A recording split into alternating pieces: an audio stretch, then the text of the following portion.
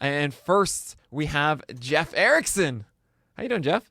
Good, Nick. What's going on? How are you? I'm doing great. This has been a wonderful first day of PitchCon. Super exciting. And I love this. I've seen this room so many times, and I love it each time. I actually am very curious. What is on your wall on the right side? What do we got? So I've got an Eagle Scout thing up there. Okay. I think either a law degree or law school degree, or my license for the state of Illinois or whatever. There's a lot of team soccer photos. I coached my girls' soccer teams throughout the years, and just a lot of misplaced CD cases. All right, fair enough. Well, thanks for being here today. By the way, this is the panel navigating your 2021 snake draft. And joining Jeff is Rasball himself, Gray Albright, with better internet this year.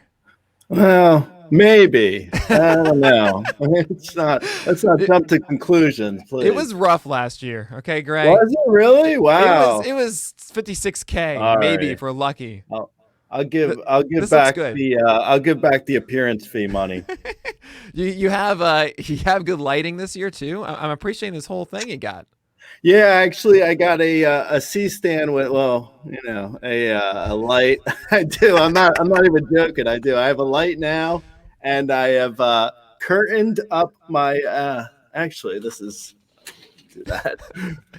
Throw in the frame. On. No, it should be out of the frame. I mean, come on. Honestly, I'm a little it looks like I'm in a dressing room, I'm backstage at the Victoria's Secret show. That's what we want. We want behind the scenes access. But I'm a little disappointed. Come on, let's go, ladies. Yeah. I'm disappointed the curtains are black, though. They should be gray, honestly. I mean, it's a missed opportunity. Really. I do have the 50 Shades of Gray t-shirt, though. Oh, there Available you go. on RotoWear. There it is. Love it. Nice. But all right. I'm plugging other people. It's awesome. Joining Jeff and Gray is Ray Murphy. How you doing, Ray? Good evening, Nick. How you doing, boys? This is fun. I'm excited for this. Obviously, you guys know Ray Murphy from Baseball HQ. Incredible work there. You might see a little bit of Ray Murphy in another future panel. Who knows? We will hide that for now. But I'm going to leave now. I'm going to get out of here. I'm really looking forward to this panel. Thanks again, guys, for being a part of this. Anytime. Thanks, Nick. All right, guys. So, I mostly see you guys sometimes in auctions. Well, Ray, I know I see you in Tout Wars mixed draft, but Gray, you always do the NL auction. So this year I get to pick your brain about snake drafts instead a little bit here. So you guys do your prep work way in advance of most people, right? We all do our projections. We start October. Ray, you're done with the forecaster really stupidly early, but a lot of people, they don't think about getting your drafts until after the Super Bowl, until this week in pitchers and catchers report. Someone that's getting ready for this week, what's the first thing they should do? Read Rasball. I think the first thing you probably should do for snake drafts is to get familiar with all the positions, and if you have a trusted source, I mean, whether you like Rasball or not, honestly, just whatever source you trust, I would get acquainted with how they're ranking players for right now, because I believe across the board probably rankings are out for most sites at this point. So I would look to see what people are saying, and just to get a general feel of each position, and sort of get an overall general big picture idea of how each position looks before diving in and seeing which guys you like. I would sort of go big picture first before you zoom in. I think that's a really good answer. I was going to go in a similar direction. Trusted source is the right way to put that. You can look at your favorite site's valuations. You can look at the ADPs entirely just to get a sense of what the market is to go the same route. One thing I would like to do in that situation is, assuming that you're playing in the same league year over year, you've got that multi-year base of knowledge, pull out those values, pull out the ADPs, just look at the top 100 and see what jumps out as a surprise. What votes did I miss last year? Or what the hell was Randy Arozarena doing in the third round, or with a $28 valuation? go through and, figure out what those surprises are and use those as the starting point for your research. And then if you have a mix of guys that look familiar in their spot and you start researching the guys who don't, before you know it, you've got your handle on the top X of the draft pool. You mentioned a trusted source, and I think that's important. But and we all are supposedly purveyors of trusted sources.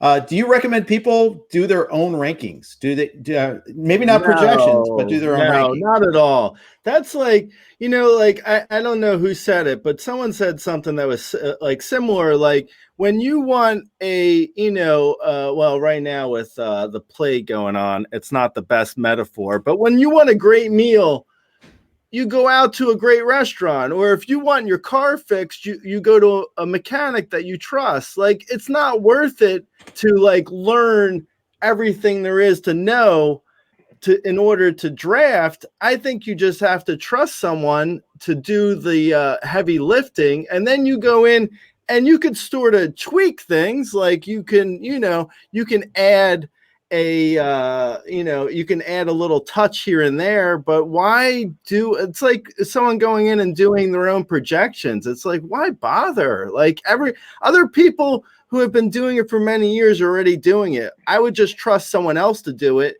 And that's what that's either what you're paying for, or paying by just going to a site and, having the ads pop up or whatever, that's that's what you're doing.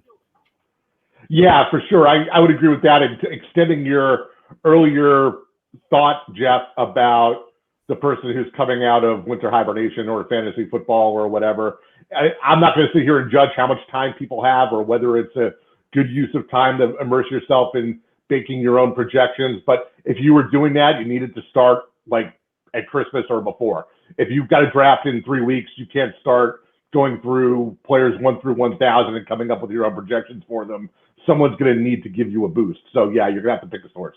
I think that, I don't know about Ray or even yourself, but I think I at least trust my own rankings, and I start them back in, late November. So I'm even me, who I trust, is doing this for 100%. I'm doing it for months at this point. Oh yeah, totally. You jump in at this point and you're to figure out whether or not you want, I don't know, Matt Olson, say, you got to go and figure that out for every single player. What?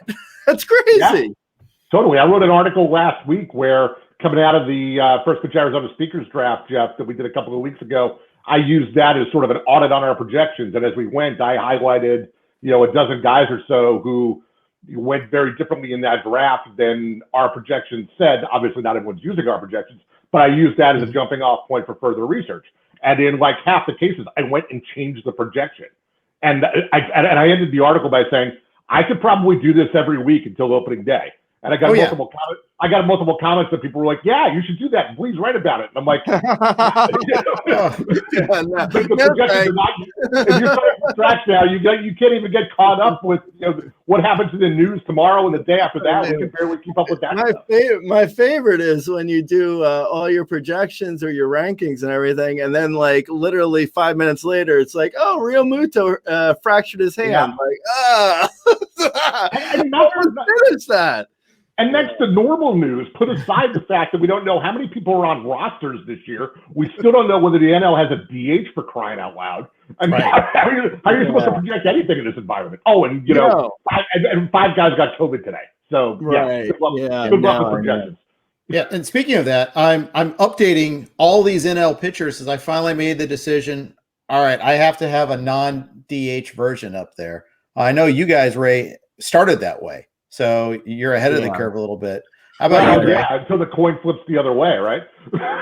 Yeah. I actually say in my rankings that I'm under the assumption that the NLDH is going to be coming along at some point, but as of right this second, I don't have the DH in the NL accounted for because it just wasn't yet decided. So I figured go with what they're saying versus go with what the assumption is.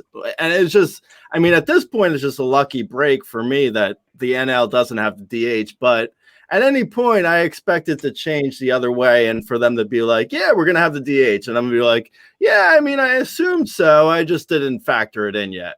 It's exactly where I am. If I was going based on how I thought we were going to end up at opening day, that we would be projected the NLDH, but I'm going with the rules as they're written today. And as we found out last year, they can announce that they're expanding the playoffs in like the third inning of the first game of the season, and apparently that's okay. So schedules are and rules are no longer sacrosanct. We learned that you can change on the fly. And Major League Baseball has it a bunch. A lot of people have even argued against even using projections at all. It is a bit of a folly to try to project players. Our degree of accuracy is lacking, would probably be a good way of saying it. What say you about that? Is it better just to have rankings? And I know we have to have projections. I do projections, and dollar values kind of feed off of projections, but it's such an inexact science. What's your take on projections? I think you have to have projections of some sort. I mean, I feel like you're flying blind if you're not having projections in front of you, because us three, we know what certain players are supposed to do. Like I can look at Leody Taveras and be like, okay, he's going to do this and that, and he's going to, bring some speed. But most people will have no idea. I mean, I'm not saying like no idea, like literally no idea, but they won't know exactly how many, homers or steals he is, projected for. If you want to put the scare quotes around it and not, trust the projections, fine. You can be like, okay, Rasbol has projected Taveras for, say, 24 steals. I don't know. I'm just guessing what he probably is around, maybe 27. Anyway. Sure. You have that in front of you, and you can then say, I think he's going to steal more, fine, or I think he's going to steal less, okay, but you at least have a base of what you think you're getting from a player when you're in a draft, because otherwise you're just like, random person who's drafting a team, they won't know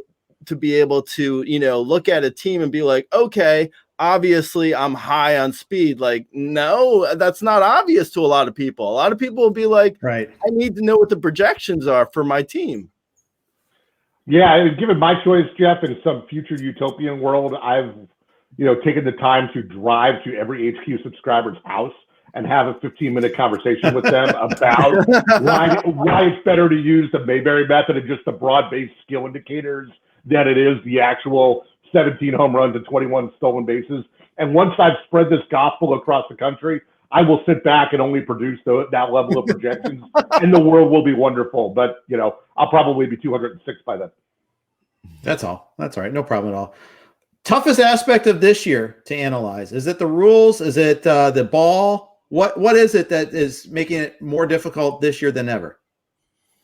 I think it's probably coming off of this, goofy 2020 season of 60 games that have, the biggest one I see, well, not the biggest, but one example is like, say, Dom Smith, for instance. Like I see a lot of people projecting him from anywhere from like 22 to 28 homers and, anywhere from like a 255 average to a 285 average. And it's really like, I think he's a good example as how screwed up things can go off of a 60 game season, because you have really no idea, like, is Dom Smith playing every day? Probably not. The Mets went out and they got Pilar and they got Almora. They have a lot of options. And also, he's never really played every day outside of this previous season. So you look at that and you're like, well, you can get lost in a lot of noise from the 2020 season. Yes. For just like the sample sizes are just incredibly difficult to read on a lot of guys. So there's like, there's a good, 75% of players out there right now that you're looking at projections and it's like, okay, maybe, but you're looking at these because of, what the 2020 season told us. I don't know if we can necessarily trust that season. Yeah, it's fascinating.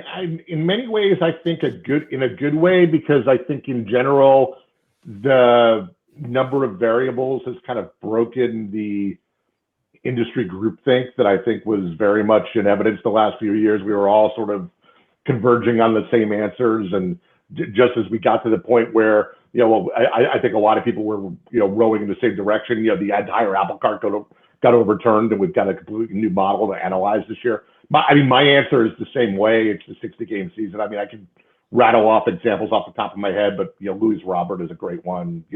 Came out hot for the first month, and then went relatively ice cold in September, and we never got to see the next 100 games of the cat and mouse game of how he counter-adjusted to what pitchers did to him in September, and maybe he figured it out and had a perfectly normal second half of a rookie season that gave us a foundation for this year. Or maybe he was back in the minors by June. We can't rule that out either. Another month of hitting the $198, and he might have been down in AAA. But we never got to see that. And there are, not just young players, but there are so many wacky 60-game samples, and especially when you get into 8 starts for pitchers or 10 starts for pitchers, and the silly 3 pods where never they shall meet, and all the weird pitching in the Central and the West. And was the Central a really good pitching environment, or was it just that nobody could hit? These are there were all those questions in there. And going back to what you were saying, Jeff, about how early we did our work, we sort of threw some stakes in the ground in the forecaster. And one of the things about how we were approaching all these questions, and one of the things that I continue to pay attention to a lot right now, is how much everybody else is following, or where they came to different answers. Right. And, and there's so many extreme results, it's batting averages, so many under 200 batting average last year. So many, incredible whips in the AL Central and the NL Central, all these centralized pitchers that are just, 2 orders of magnitude better than what they've done before in terms of their ratios. And how much of that is career growth? How much of the Brandon Woodruff is just the next step up, and Corbin Burns for that matter too? And how much of that is, okay, he has 10 starts, and Corbin Burns is fewer than that, even just because he started in the bullpen, and it's really difficult to kind of put a value on that. But yet, you're drafting in a snake draft, and we see these pitchers go off the board. Yeah. And you see that starting pitcher inflation. How do you react to that? Yeah, it's crazy because, one of the things we talked about in the forecast, is we ran a poll. I think a couple of you guys participated in it, of people who do their projections or do these things. And we were asking about how, in cases where you would or would not devalue the 2020 performance. And the polls showed that for injuries or poor performance, people were going to be wildly willing to give out mulligans, essentially, for any 60-game small sample. And logically, that made sense on paper. But on the other hand, if you get and I understand this too, if you get take Zach Plesac, who's got all those central dynamics you're talking about, but also add legitimate changes in his stuff and his pitch mix that theoretically validate what we saw from him in 2020 being completely different, you got to figure out how to sort that stuff out. But to me, one of the things I'm seeing that really surprises me is people aren't really giving out those mulligans as much as I thought they would. It seems to me there's a lot more, we battle recency bias every year at this time in the drafts. And it seems to me that we're doing that just as much as ever, even though we got, 160 seconds of a season to base it on. My hobby horse in that regard is Mitch Garber, who's, down around 200 in the ADP right now. And, last year he was a top 10 round catcher. He's fallen something like 7 rounds because he hit 100 for like 3 weeks and then missed the rest of the season with an oblique. If there's ever a case for a hall pass, to me, that's it. But I'm gobbling him up every chance I get, like 5-7 rounds cheaper than last year. And I'm like, well, this is great. I'll do this all day. There's some noise with Garver specifically because of Ryan Jeffers. I think there's some people concerned that he may not get the playing time that he should. Well, he was due going into 2020. But no, I hear you. I totally agree. It's all, it's a lot of like, I look at a guy like, Will Myers, for example. Like, it seemed like he had actual approach change. So there's a difference there that you can at least point to and be like, okay, it is a small sample of 60 games, and we don't want to make too big of a deal out of it. But also, he did seem to change his approach slightly. Like there's an actual, launch angle difference. And it's like, all right, I can get behind like certain narratives seem to make more sense to me. But then you have other guys that are like,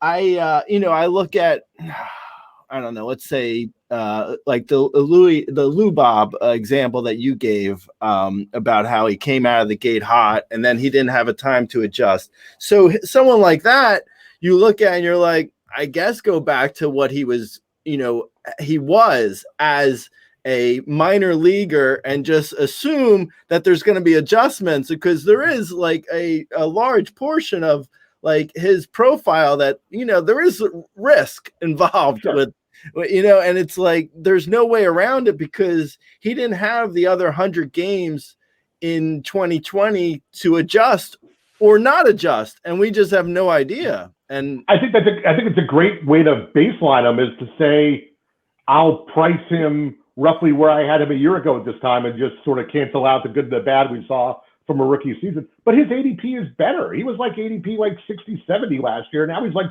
40. Like he's actually, right. Going higher than he was last year. People are giving a full endorsement of the good. It's almost like everyone fell asleep in September. I'm not there, obviously, if I don't need to make that any clearer. You should really, share what you really are thinking, Ray. I mean, as opposed to kind of couching Get in off the fence, right? Indirect comments like that. Favorite snake draft format? Is it draft and hold? Is it a redraft? Is it like a 10-team league, 12-team league, 15-team league? What's the favorite style you like to play on? I don't really have a favorite. I think it's the most popular is 12-team snake redraft. From all the data I've seen from other people, and also, we've taken polls of our readers, and that seems like it's the most popular. And I like it for I feel like that is the best league for the friendly family and friends type league, where you're just, playing against either not novices necessarily, but just people who aren't necessarily, so dug in on all this stuff all year round, So, yeah, I mean, I don't really have a favorite. I would say anything. I don't think actually I've ever played a mono league where it's snake. Snakes always seem to be drafts. I mean, right. I think, right? Yeah, and I guess some part of this was going as like I prefer I'm wired towards thinking about the NFBC a lot. And I like the 12-teamer versus the 15. Right? Yeah, because it's a non-insignificant difference. Right? Yeah. No, and also 15-team. Well, that's what I was saying this actually on our podcast recently. I think it was our podcast where like you have all this ADP data from NFBC, and it's good. But it's also like, I don't ever hear people saying with a grain of salt, like, a lot of these leagues are not what you're going to be drafting. Like there's a lot of like draft champion leagues that have, 50-round leagues where there's no waivers. That's a lot different than a 12-team snake. I mean, it's like completely like it's another world. Plus, if there's an overall contest versus just your normal standalone home, right? I mean, that's a massive difference too. You can punt categories, you can trade. All these things make a big difference as opposed to the NFBC where you can't do either of those. Right. No, completely. Yeah. No, I think, like a 12-team mixed league, like I tell, our readers that like upside after like, the top 150, like you're wasting your time on a guy who is like a good, like a David Fletcher in a 12-team mixed league is like, but in a NFBC 15-team draft and hold, David Fletcher looks really good when he's getting 500 at bats in multiple places too. Right? Yeah, exactly. Yeah, when you asked the question, Jeff, my thought went to a slightly different place, which is, we're starting to skim now. It's draft format versus league format, right? And I like the drafts where the draft matters the most, and obviously the draft champions is the pinnacle of that because the draft is all you get. Right. And then I think you go back from the 15-team, with in-season moves to the 12-team where you're more likely to throw away more of your team. And I really think you win 12s and to an even greater degree 10s with in-season management and turning the roster aggressively from the deeper free agent pool than you do with what you drafted. So, if at this time of year, the draft to me, the deeper the league, the more important it is in terms of where you're going to finish in October. Absolutely. All right. Let's suppose for this next question that it's a 12-team league, standard mixed league, 5x5. No overall contest. There are moves, there are trades. It's your home league, but it's done draft style. Ideal start for you in your draft. Say first 4 rounds, you get to choose what spot you're in a snake draft. How do you like to end up after the first 4 rounds? What do you mean, like position or just like, yeah? How's your favorite build? Was it? Do you like to start off for with a couple of pitchers? Okay, for a 12-team mixed league, I tend to start hitter, pitcher. So 3 hitters and a pitcher for a 12-team mixed league. I think as long as I have a pitcher by like anywhere from 45 to 60 overall in a 12-team league, I'm fine for because waivers are pretty plentiful in that type of league. In a and then in a like a snake, like a deeper snake, then you're in a situation where it matters if there's waivers or if there's not, like TGFBI where they have waivers, but it's deeper. It's a 15-team, but there's some fab. In a league like that, I might want a slightly stronger first pitcher. I'm not a first pitcher in the first 2 round type guy. I don't usually take I shouldn't say usually. I don't ever take a starter in like the first 2 rounds. I just don't see the point. And right now, with the way, the 2020 season was, I think it's kind of like, you're basically saying like these guys are going to throw 200 plus innings, a lot of them at least. I'm assuming that's what people are thinking by drafting some of these guys. And it's just not going to happen. There's going to be, like you mentioned before, 6-man rotations. There's going to be a lot of guys getting to July and being like, yo, where's my elbow? So it's like, it's not going to be a good season for pitching. So I'm definitely out on early pitchers. So, ideal build specifically for which hitters? Probably. I mean, I like, the best hitters possible. Like if there's shortstops, I wouldn't do shortstop. I mean, I wouldn't double up on a position, but I would take, the best hitters, and they're mostly shortstops at this point. So I don't know, preferably shortstop, corner man, outfield, pitcher. Yeah, and one of the things I'm driving at too is like, how important is it to get speed early on? Do you want to try to get the combo guys early because you don't want to chase speed later on, or do you just not care about that? So much of this is league dependent, and it's like it's a a 12-team mixed league.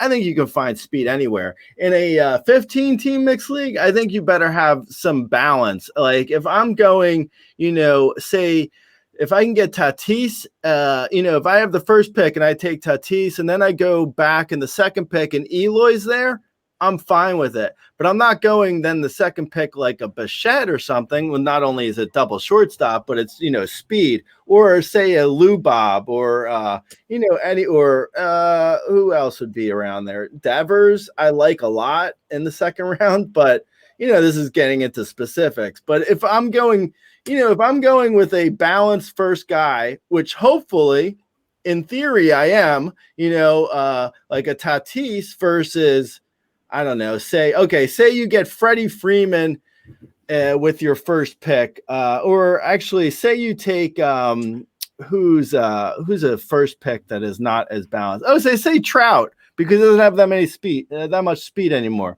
So say you take Trout with your first pick. With the second pick, I want some speed. I want at least 15 plus steals, like preferably. So yeah, I try to balance the whole way through when it comes to speed and power. Yeah, I'm not that far off from that. I will say specifically, if I could drop myself into snake this year, I think I want to be around 3, 4, 5. I'll let Tatis and Acuna go off the board and let me choose from the Betts, Soto, Trout group.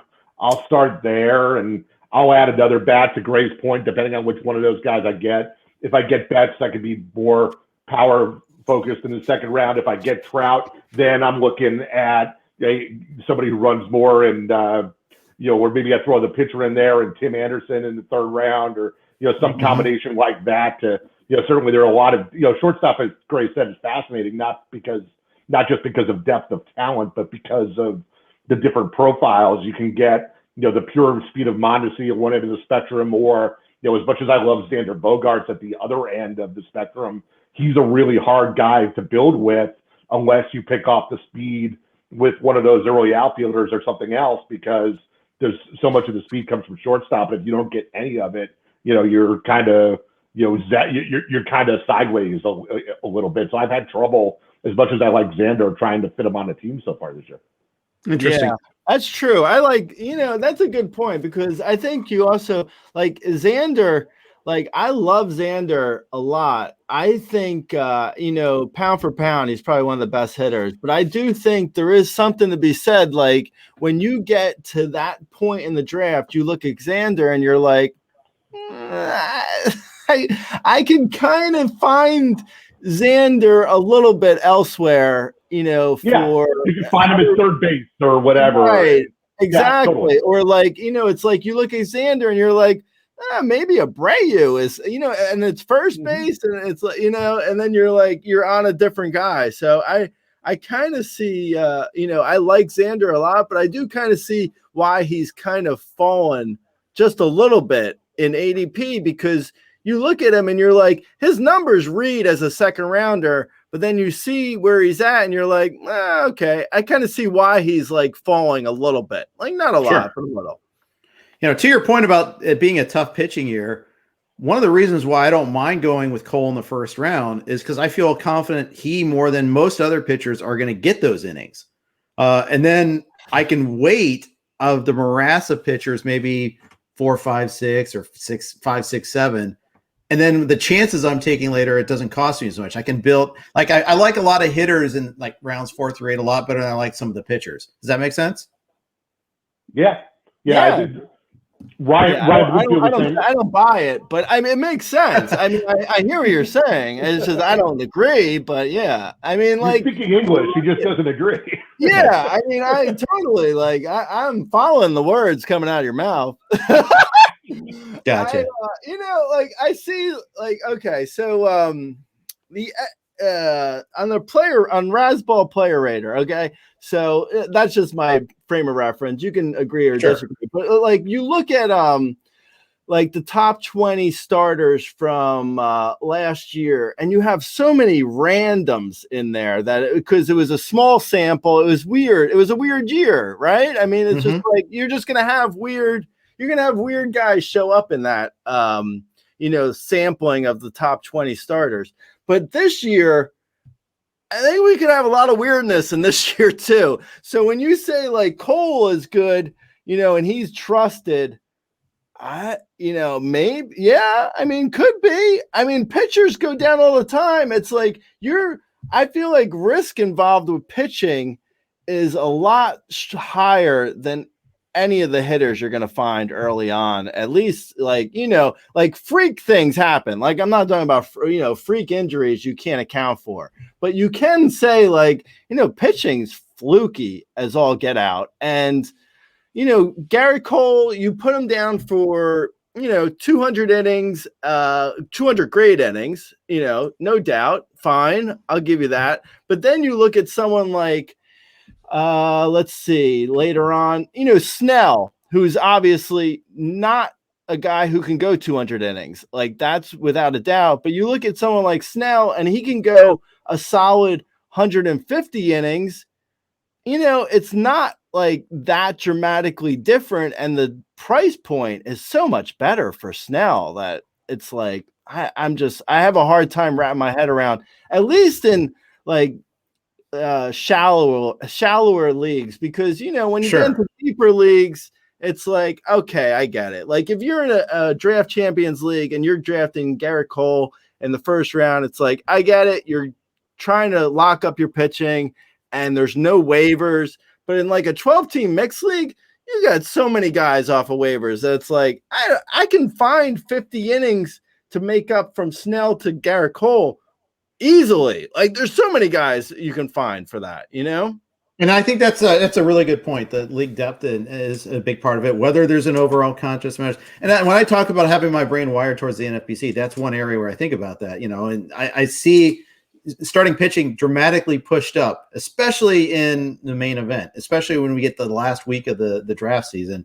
You really see it. It's really dramatic. So it's one of those things that maybe I'm wired too much to think about it in those terms. Well, what do you think? No, I hear you. I'm sorry, I didn't mean to interrupt. But what do you think about like Trevor Bauer going 12 overall? Isn't that a little crazy? I can't do it. I can't do it. A little crazy. I mean, I'm not saying like it's more we're going down a rabbit hole of specifics with this, but it's like coming off of that goofy season, like. If you look at Cole and you look at DeGrom and you say, okay, these guys are top pitchers. Okay, fine. I'm not going to argue that. They're obviously top pitchers. But then you look at someone who went from a 25th starter overall in going into last year to now he's like going 12th overall. Like, it's like some of the pitching has been driven so high that it's really just crazy to me. Yeah, in the back half of the first round, I'm collecting the bat before Bauer or Bieber. And to your point, Gray, I think the placement of those two guys in particular as SP3 and SP4 right now on the board are based on some volume assumptions relative to Bueller and Nola and Castillo and Giolito and Flaherty and Woodruff, and I can go on. Right. And I'm not sure that distinction is there. If you level set the innings for that entire tier at pick your number, 150, 160, 175, I don't think there's a reason for Bauer and Bieber to bubble out as the top two on that list. Right. Yeah. No, completely. I don't know. I think it's also, there's something to like, this is another topic kind of, but there's something to the fact that like when a guy is in the news just for, because his contract was, because all that stuff that was going on, I feel like that influences people's, perception of someone is like, oh, if the Dodgers are giving a lot of money, it's like, it's not relevant, really. I mean, it's like, okay. I mean, it's relevant that he's going to be playing in, Dodger Stadium and the NL West. Okay. But it's not relevant that he's in the news, where I think some of that stuff gets bred into like the ADP. I don't know why. I mean, I don't know. Maybe I'm going down a conspiracy hole. Maybe not. But I feel like explanation for Bauer's ADP is anything I've heard so far.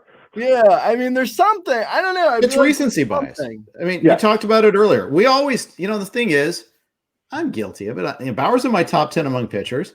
Probably. Oh, me too. Yeah, that could be risable. I get it. And we all say don't be biased by the most recent sample, especially when it's such a small sample. But then here we are. Even us as rankers, as projectors, we still do that. Right. I mean, let's face it. If you use 3-year weighted averages, what's the most recent sample? It's the last year, and Ron had a really good essay in the Forecaster talking about how much weighting do you do in your sample this year. And, it's because it's the most recent thing. It's a thing that happened. It's tough. Yeah. And I haven't done it yet, but I still want to do it at some point, is just bust out last year's projections or last year's ADP and just draft off of it. Like 2020 did not happen, and see what I get.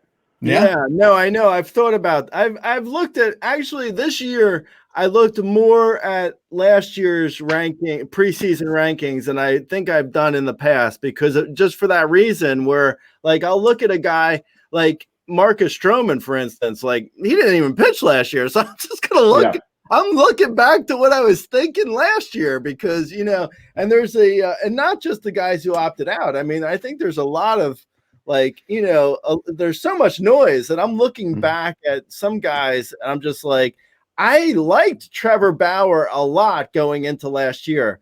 I never thought he was a top 5 pitcher though, So, right. Yeah. Here's a totally random question for you guys. It's kind of meta here, but I've had this thought a couple of times this winter, as I keep saying, like you were just saying, Greg, going back to what I thought about the guy a year ago. Like, and here's the question: are we too attached, or maybe this is just me, but tell me if this resonates? Are we too attached to what we thought about these guys a year ago because we had so damn long to think about it last year. It was like a 10-month off season where all we did was stare at the same guys and get our opinions just carved in concrete. I think so. Yeah, I mean, it could be. It's not. It's like what is it? Heart grows fonder. What is it? Yeah, right. Yeah. The opposite of absence. The absence of absence. Yeah. Totally. I mean, you could be onto something. There's a lot of sitting at home looking at the Infinity draft season. Yeah. What else am I doing? I mean, I don't know. I'll just tweak Trevor Bauer's whip a little more. Totally. I'm just fine tuning it. I'm just making it perfect. I'm fine tuning. Okay, so first of all, some questions from the audience. Yancey asks, Gray, are you in a photo booth right now? I am, and I'm not wearing pants. Yes, and yes. Thank you, Yancey, for your question. No, I have sound curtains up. And I realized that, when I got them, I'm not going to talk about my curtains for too long, but I did actually.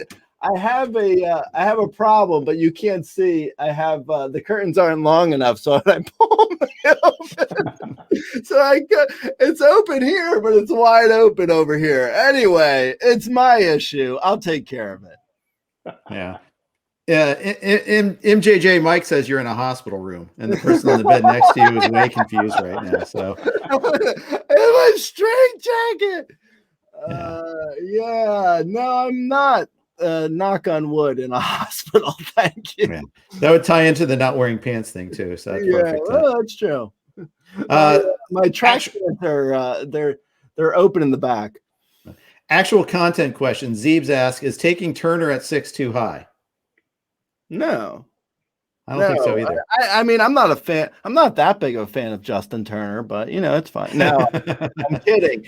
Trey Turner's. I mean, he is. What's interesting with Trey Turner? I will say that he's actually one of those examples that the small sample size just completely. I mean,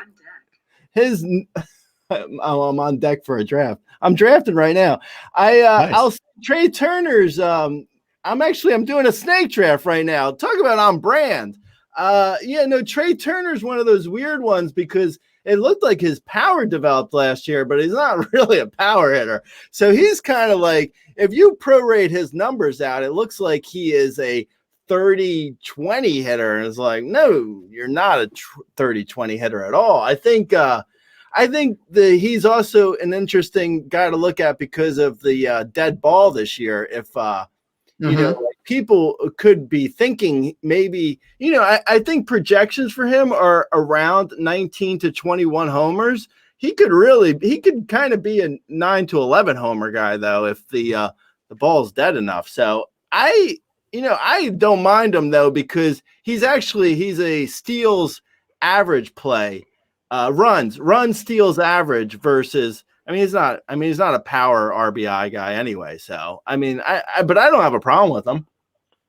No, I don't think 6 is crazy either. For me, the top 5 hitters are pretty ironclad. I rattled them off earlier. But Turner is, if 6 is the first sort of, choose your own adventure decision point, whether you want to go with the pitcher or you want to go with Trey Turner, or I would throw Jose Ramirez in that high. But that to me is where multiple different paths become possible and easily defensible.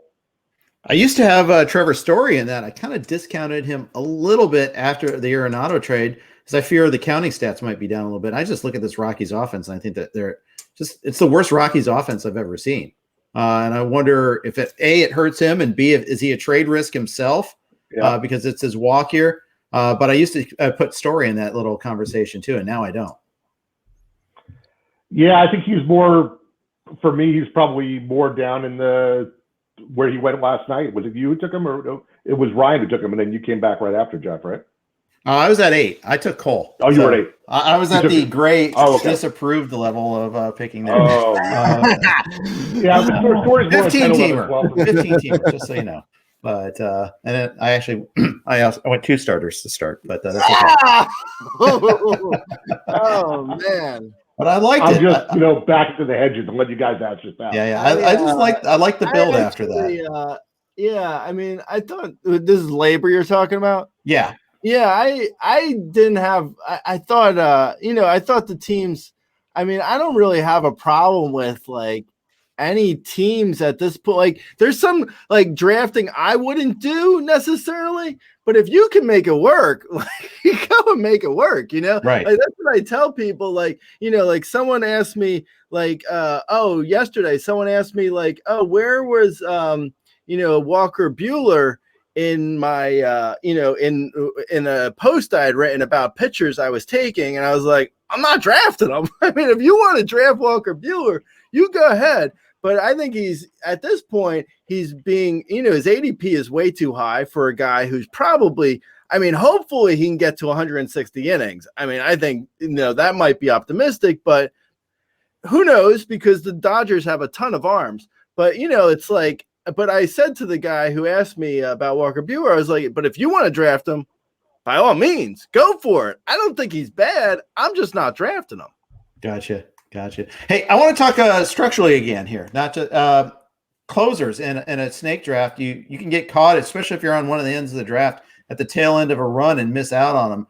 Are you more inclined to jump ADP or jump and sometimes snake drafts, it's its own economy when it comes to closers. How do you handle them in a snake draft versus how you would in an auction where you can buy whoever you want? Sometimes you can get shut out. Is there a certain way you like to attack closers in a snake draft? Yeah, I mean, that's a good question, because I do think, like, in auctions, you have a situation where, like you said, you can just get a closer if you need one, and it's so much nicer. I mean, it's a lot less stressful when you can just be like, all right. I mean, I don't necessarily, love, say, I don't know, Liam Hendricks' price, but I know I could bid on him if I need him or something, whereas like in a snake, you're just it's like you're playing chicken with closers. You're like, well, if I don't take a closer here and the next 8 people take closers, I'm not going to have a closer. So I got to jump the gun and take, a closer way before I want to. But, it's like, that's sort of the nature of the beast with snake drafts as it is, because like, if you don't have a second baseman, and 3 other teams need second baseman, and sometimes you just gotta bite the bullet and go with taking a guy before you want to. So I usually and then in the big picture with closers, I usually take a closer around like 110 to 125 overall, like take my first closer. So it's not a top closer, but it's like, a middle of the road, like a guy like, Kenley Jansen's a guy who I absolutely will draft if he's there around like 110 to 130. And then I usually take another closer around like 190 to 210, like a guy who's like, in the not great kind of like, maybe not even the closer kind of range. And then probably at the end of the draft, I'm talking drafts that are not a 50 round draft, but like a draft where the end of the rounds would be like, 275 overall. I usually try and grab a couple middle relievers who are, probably in good situations where they can move into the closer role. So, so I try and get like 2 to 3 closers and then maybe 1 or 2 possible closers. How about you, Ray? Yeah, I tend to stay away from the top tier of the closer pool. I don't like taking them in the first 7, 8 rounds, so I'm going to miss out on the top 10, 12 guys.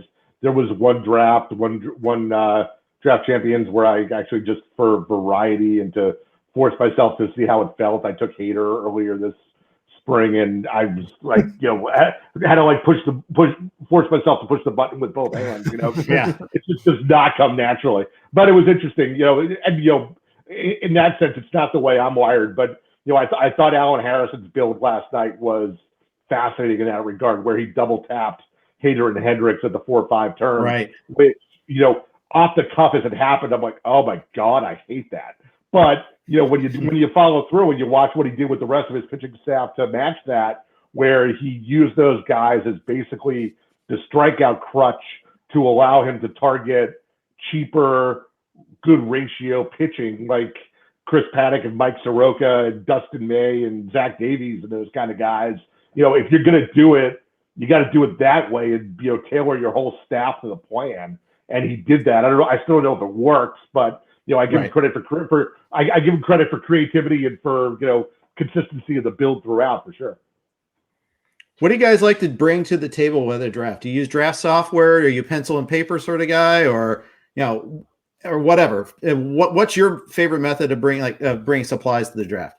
I haven't in like the last 5 to 7 years. I haven't drafted without Rudy's War Room, or it comes with our subscriptions at Rasball. It's a little plug, but Sure, I honestly haven't drafted without it. It's so basic. Like you plug in the players you're taking, and it tells you exactly what categories you need to fill, or where you're maybe going a little bit high on certain things. Like if you take 3 steals guys, it'll say it'll tell you how high you are on steals, and you need to stop drafting steals basically. So it's a crutch, but I think it's helpful in that you don't have to in the middle of a snake draft, you have a little bit more time to react, but in an auction especially, guys are coming out so fast and being bid on so quickly that you really need to you have to know where you're at with your team. You have to know if you're okay, I'm high on Ks and low on whip. I need to readjust now before it gets worse. So but I use it in snake drafts too. But so I say War Room for sure. Outside of that, I have my my own rankings and projections. But how about you, Ray? Everything he said except Rotolab, not Rudy's War Room. I use it the same way. It's loaded with our projections. I don't go anywhere without it. I do one draft in December every year before Rotolab is released, and I always feel like I'm just lost in the wilderness. Yeah. And same thing here. I use RotoWire's live draft software, and it is my own projection, so I have my own bias of myself. But that is maybe a slight negative, just because sometimes you need to see outside your own little bubble. But I use that, and it's great. I think honestly, whether it's yours or ours or whichever one you're using, I tell people just use a War Room either way, no matter whose it is. It's because even we're using them. We're copying to it. It's you need to have an outside third POV just looking at your team and being what are you doing, man? You're screwing up. Pull back. You're going way over on saves or whatever. Yeah, or you're dreadfully short on stolen bases. Oh, wait, that's just a me issue. But, let's whip through a couple of questions here from the listeners. Dan asked, where do you slot Kiner Falefa as a catcher with the stolen bases and the job at shortstop? Assuming you get him at catcher. I was going to say, is he eligible catcher in anybody's universe anymore? And not for me, but I think Yahoo just basically took whatever they were doing with eligibility for 2019 and they just dumped it in 2020. Oh God, really? Yeah. Zero games played in 2020. He should not be eligible again. Right. Yeah. Right. No, I think that's what's going on there. I like him. He's kind of I haven't projected for 818, 283. And I like him as a late, a catcher. There's no downside, obviously. Sure. I would say if I was just drafting him for catcher, I still don't like drafting a catcher before 200 overall in a snake. So, but he's just about right there. He's probably for catcher eligibility, he's probably 6 to 8 overall for a catcher. With those. Yeah, I was just going to say, because they're sort of the same guy, I just did a quick comp to Dalton Varsho, and our projections for them are pretty close. Wherever Varsho's going, if Kiner Falefa is catcher eligible, drop him right next to him. Yeah, and Kiner Falefa probably has a lot more playing time guaranteed. So yeah. Yeah, I might be low man on Varsho, but we'll see about that. I don't think the playing time is going to be there like people are drafting him as it. But Yeah, I don't know. It's tough to say at this point. Right. Joel asked thoughts on Javi Baez. Bounce back. I actually not even a bounce back as much as like just ignore 2020. I feel like he's a guy who's definitely getting, he's been underdrafted because of a bizarre season where not only was he unlucky, I think, in BABIP, but it was also just a goofy season. Like you can't, you look at his track record and you're like, why are we throwing out everything he's done for the last 5 years and then just trusting that he just lost everything in this random 2-month sample? So I'm totally back in on Baez. I am too. And if I needed, I was there already, but if I needed the clinching argument to go back to him, it was the decision last week that the players get the in-game video back because with the iPads, he was one of the ones who was yelling and screaming about that. So that just kind of sealed the deal for me. 100%. I grabbed him on Tuesday night. Actually, that was someone I did grab. So I like that. I like him a little bit there. And it's interesting. The Cubs as a whole, they've got all these guys that this is their last hurrah. Contreras, Baez, Bryant, Rizzo. I mean, the fact that they haven't extended any of them. It could be like this great last hurrah, or it could just be just all rats jumping off the ship. But I think it's skewed more positively than negatively. Mm-hmm. Yeah, that makes sense. Competition-wise, I probably agree, yeah. All right, Ray, you mentioned your preferred spot is like 3, 4, 5, I think you said. Yancey wants to know, what's our choice in KDS and 15-teamers? It's weird because I always find it odd that people there's people who are looking to go later when it's clear that the top 5 guys off the board are better than the guys that are going 10 through 15, say. I mean, it's just you want, Tatis or Acuna, you don't want the top guys. I would, so it's 1, 2, 3, 4, 5. That's my top picks. I want the top 5 guys. And if I can't have the top 5 and I have to, I get stuck with a bottom 5 picks, then I take the turn is fine. I don't mind going 15, but if I have my druthers and I knew what druthers were, I would take the first pick every draft. I mean, why not?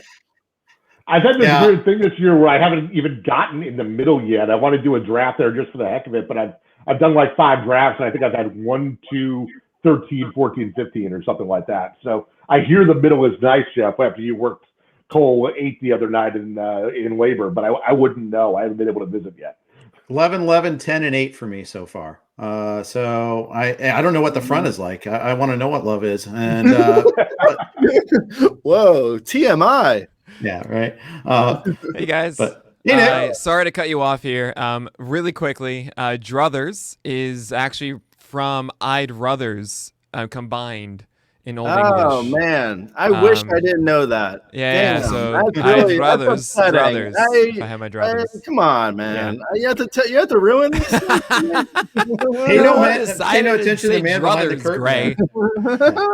But no, guys, thank you so much. That was a fantastic panel. Actually, Gray, really quickly to you, because I've been doing this whole acronym thing today. What is your favorite acronym that you've come up with? My favorite acronym, huh? You've got SAGNOF, which is a legendary one. Yeah, SAGNOF is the good one, right? Yeah. I don't know. You can say any term you made up. Can I take that one? I don't Which know. I'll take that. I'll take SAGNOF. All right, it's fine. Yeah. I've always liked Kazam as well. Kazam is not an acronym, situation. I know. Whatever. Fine. A term you have. That's amazing. Yeah. You throw a closer in a non-safe situation, and they're gonna act like Shaq in a movie because they're not used to that situation. I think that's brilliant. Yeah,